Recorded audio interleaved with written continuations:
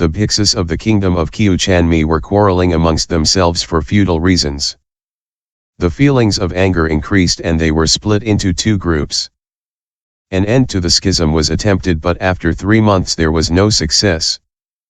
The Buddha went to their community and, raising his right hand marked with the sign of the wheel, he tried to stop them, saying, "You others, O bhiksus, do not provoke quarrels. By continuing in bad feelings, one exposes oneself to very heavy punishment. You are seeking nirvana. You have renounced material profit.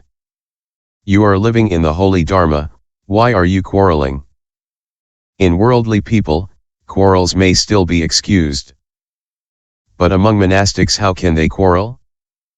The monastic who nourishes in his heart the poison of hatred is doing harm to himself.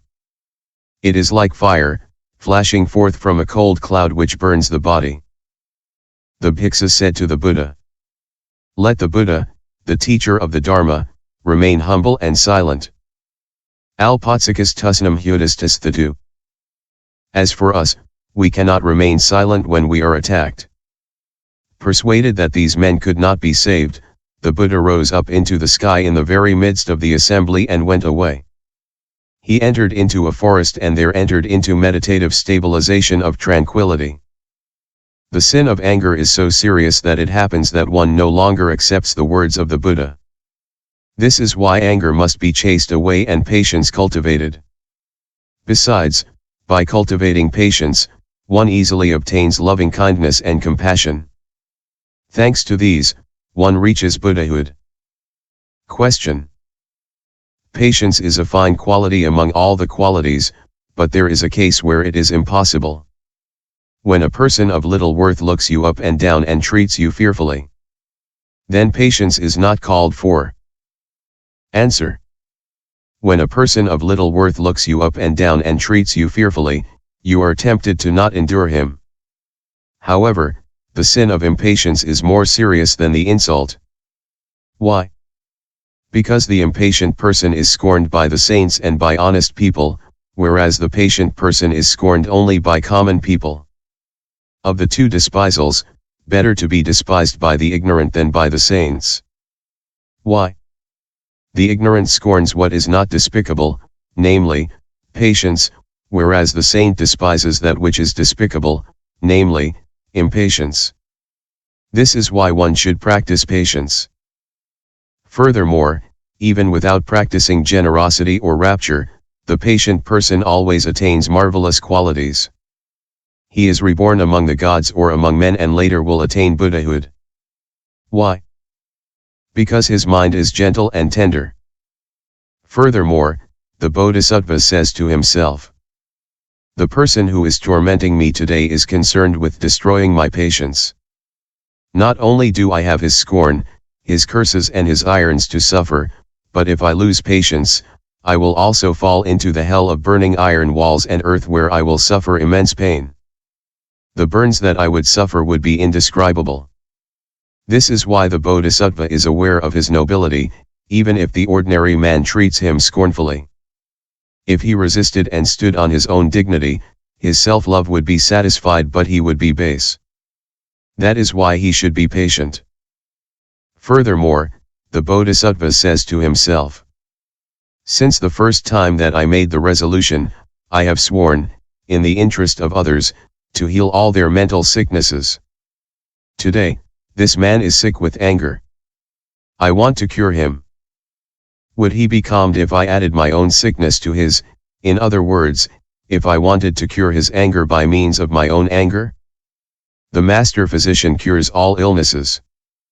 If a sick person beset by a demon draws his knife and insults him, without making a distinction between friend and enemy, the physician who understands demonic sicknesses wants only to cure him and has no hatred for him. It is the same for the bodhisattva. When a being torments or insults him, he knows that this being is sick with the passion anger, and that he is led by rage. The bodhisattva cures him by skillful means, without feeling any aversion toward him. Moreover, the bodhisattva takes care of all beings and loves them like his children. When they bother him, the bodhisattva has compassion for them, is not cross with them and does not scold them. A loving father takes care of his sons and his grandsons.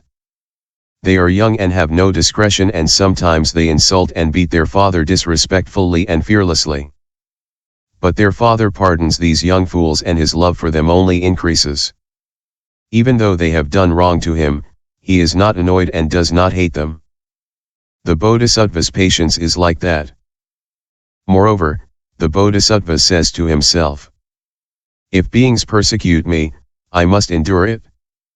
If I do not endure it, I would regret it from this life on end. Later, I would fall into hell where I will suffer greatly. If I am reborn among the animals, I will be a poisonous dragon, a perfidious serpent, a lion, tiger, or wolf. If I am reborn among the pretas, fire will come out of my mouth. Like a man caught in a fire, at first the burn is slight, but later it gradually increases." Moreover, the bodhisattva says to himself, "As a bodhisattva, I want to do good to beings. If I am unable to endure them patiently, I am not called bodhisattva, I am called wicked man." Moreover, the bodhisattva says to himself, "There are two kinds of worlds.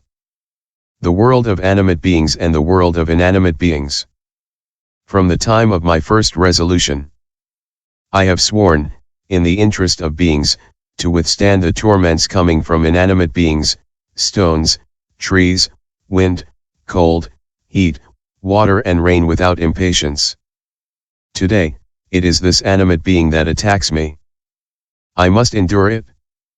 Why would I become irritated?" Moreover, the bodhisattva knows the distant origin of beings. It is in a complex of causes and conditions that is metaphorically given the name of pujala, but there is no true pujala. With whom then could he be annoyed? In this alleged pujala there is just a pile of bones, blood, skin and flesh like bricks piled one upon another, coming and going like a mechanical doll. Knowing that, there is no place for irritation with him.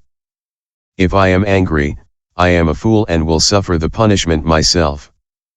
This is why it is necessary to exercise patience. Finally, the bodhisattva says to himself, "In the past, when the numberless Buddhas, as many as the grains of sand in the Ganges, followed the bodhisattva path, they first practiced patience toward beings and then patience toward the Dharma. I, who am today following the path of the Buddha, must imitate the qualities of the Buddhas and not feel aversion, as that is the mark of Mara. This is why I must be patient." He is patient for all these reasons. This is patience toward beings. End chapter 24.